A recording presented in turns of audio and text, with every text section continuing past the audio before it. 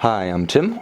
Welcome to our channel, and thanks for logging on. Today we're discussing the 2016 Omega Speedmaster Moonwatch CK2998 limited edition of 2,998 pieces. You can see this whimsical, historic tribute Omega Speedmaster on our website. Subscribe to this YouTube channel if you enjoy our videos, and please click on the card in the upper right-hand corner of the screen, yep, that one up there in the right-hand corner, to see our full sales listing for this watch with accessories included, high-resolution images for your desktop, and naturally complete pricing details for this Omega Speedmaster Moonwatch CK2998. Now, honestly, I overstep a bit because, strictly speaking, this watch is not a moonwatch.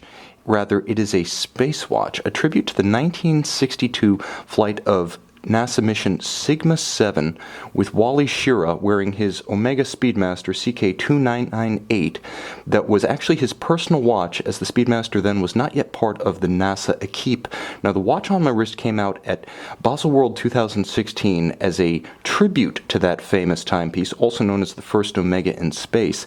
And so you can see that this watch does borrow the case proportions and outright dimensions from the 2012 commemorative First Omega in Space numbered edition. However, unlike that one, this one is less literal, more imaginative in its presentation, upscale in its detailing, fit, and finish, and perhaps a little bit more fun-loving in its overall ambiance. Now, the watch is 39.7 millimeters across the round of the case, not inclusive of chronograph crowns or the primary winding and setting crown. Now, you'll also notice that the case itself is symmetrical. There is no crown guard, nor are there pusher guards on the flanks. So this is the pre-professional case profile, pre-1965, as would have been seen on Wally Schirra's own watch. Now, another important distinction between this special edition and the 2012 is that this one is a limited edition, whereas 2012 was a numbered but not limited edition. You'll note it has a squat and rather fat profile.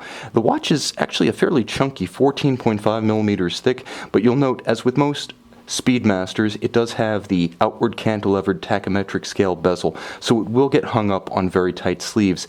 It also has a wonderfully historically evocative oversized domed sapphire. These are expensive to make in sapphire. With that particular shape, it recalls the plexiglass of the original and the hesselite of the current Speedmaster Professional Moonwatch, but it's one more upscale measure of fit, finish, and materials that sets this watch apart from the traditional Moonwatch. The crystal is sapphire. From lug to lug, the watch is 47 millimeters, which means it's wearable on a wide variety of wrists, mine being 16 centimeters in circumference. I believe this watch is wearable down to 14 centimeters in circumference with security and a good sense of proportion.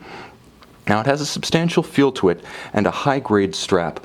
Rectangular scale, dark blue, contrasting stitch, alligator leather. You can see it's bolstered down the center, folded at the edge, and on the underside a very supple black calfskin.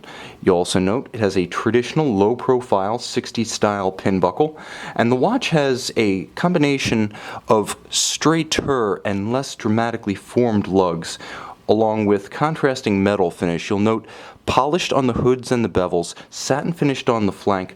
The lugs are straighter and more severely cut than the more dramatically blended lugs of the asymmetrical professional style case that you see on the standard Moonwatch. This is designed to evoke the look of the CK2998, which was actually the second ever Omega Speedmaster reference. The first came out in 1957, the 2998 came out in 59. Now, moving inward, you can see the tachymetric scale bezel has been upgraded. From anodized aluminum on the standard watch, it's now virtually scratch-proof blue ceramic, and it's fully luminescent, meaning the entire tachymetric scale glows at night with superluminova. Now, if the watch borrows its case size and profile from the 2012 First Omega in Space, the dial is inherited from the Sedna Gold version of that watch, meaning it has a very highly pronounced seconds and minutes scale that's actually stepped down on a different plane from the center dial. You'll also note the use of alpha hands throughout, another historic tribute, and the evocative period-inspired lollipop-style chronograph seconds hand. Now, the watch, of course, is luminescent at night. It has superluminova, not vintage tritium, so you can see this one in low or no light conditions, as you should with every proper sports watch. The blue accents are beautifully rendered with a gloss richness to them that really sets this watch apart. a historic tribute, not a historic re-edition or reproduction. The watch has a persona and a personality that is all its own. On the back you can see the famed hippocampus. Why? Because as originally issued in the 1950s, the Speedmaster, being a water-resistant watch that wasn't universal at the time, even at Omega, was considered to be part of the Seamaster family. Now, you can see individually numbered in series. The watch features the famed Omega caliber 1861 as used in today's Moonwatch, still issued by NASA, still used for extravehicular activity. It's an 18-jewel manual wind chronograph that's a pleasure to wind.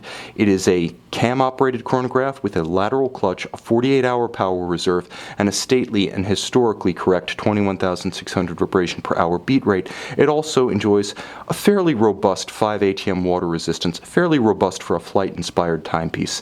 You can see this somewhat whimsical, hugely charismatic Omega CK2998 special edition of 2,998 pieces on our website.